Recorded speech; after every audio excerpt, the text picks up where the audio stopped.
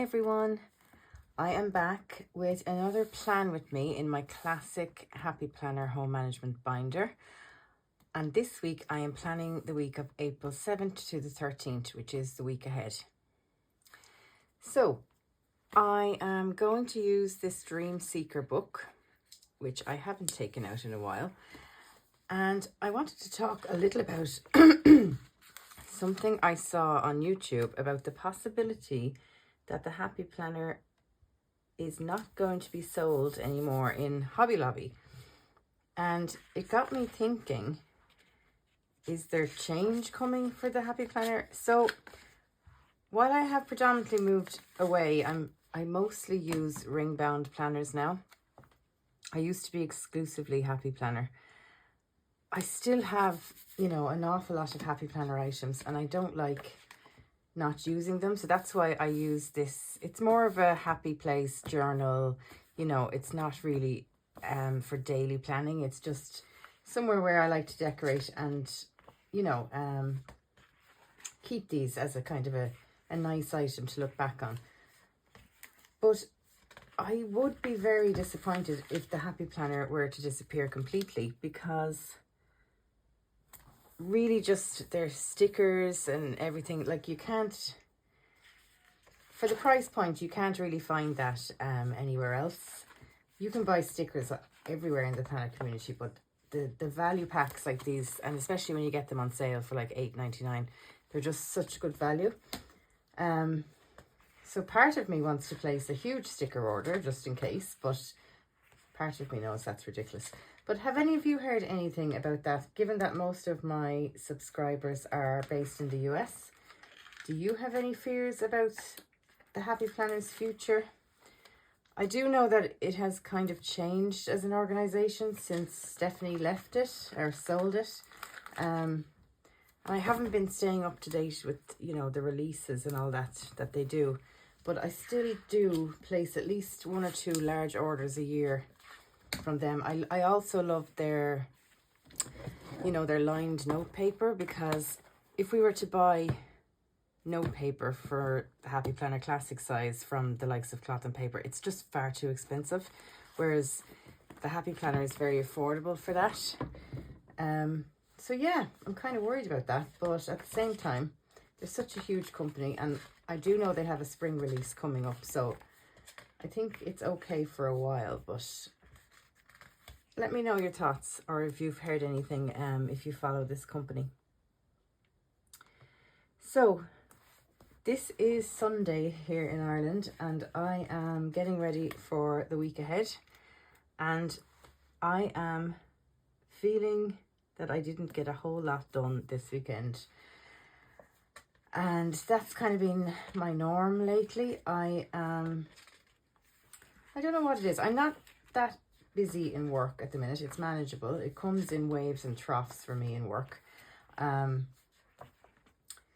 all I want to do at the weekend is just basically nothing. I've been like this now for a couple of weeks or more. And I was saying it to my friend in work, and, I don't know, is it overwhelm or is it burnout or what is it? But maybe it's because last year was so crazy. Now that I actually have downtime, I'm just taking advantage of that downtime. But to be honest, I'm taking a little too much advantage of it, if I'm being honest.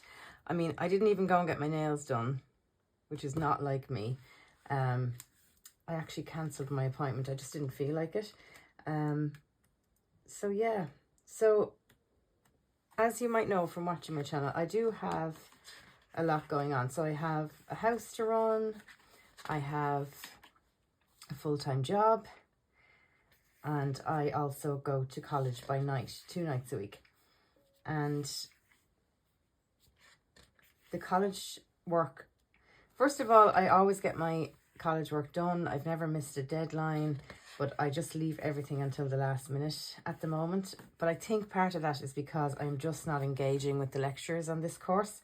They're not very, some of them are better than others, but I just don't feel engaged or motivated by the content. And And I've actually made a decision over this weekend actually that I'm going to switch up my masters. So I'm going to finish this course out until September, and that will give me a higher diploma, or the equivalent of a level 9 in Ireland, which then will gain me entry into the masters in HR in the university I got my undergrad degree with. And the reason I'm going to do that is because instead of going on and doing a master's in this well-being, which I can do and I'd have to pay for, but I don't want to do that, because ultimately that won't gain me the higher qualification with the CIPD, which is the Chartered CIPD, and that allows me to use the initials MCIPD after my name. So I figured if I'm going to pay for a course, I might as well put that money into something that will benefit me long term. So the Masters in HR that I am considering doing will give me not only the master's degree in the topic that I'm actually working in, but also it'll give me the Chartered CIPD status. So yeah, sorry, I am talking away to myself here, but just want you to understand my decisions around that. So